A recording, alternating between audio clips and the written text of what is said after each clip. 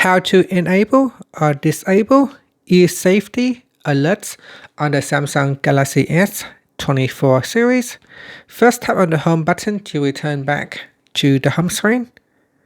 Now from the home screen, swipe down at the top, then tap on the settings icon.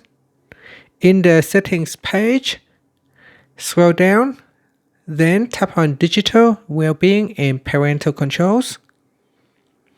After that, we scroll down and tap on loud listening time. And in here, it will open up volume monitor. So tap on the more button, then tap on use volume monitor. And in here, tap on ear safety alerts. Tap on the toggle button to switch it off or turn it on.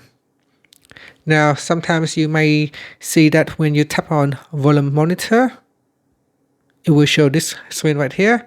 So if you want to use it, tap on the start button. And when you turn on volume monitor, then you can control whether you want to turn on or turn off e-safety alerts. And that's it. Thank you for watching this video. Please like and subscribe to my channel for more videos.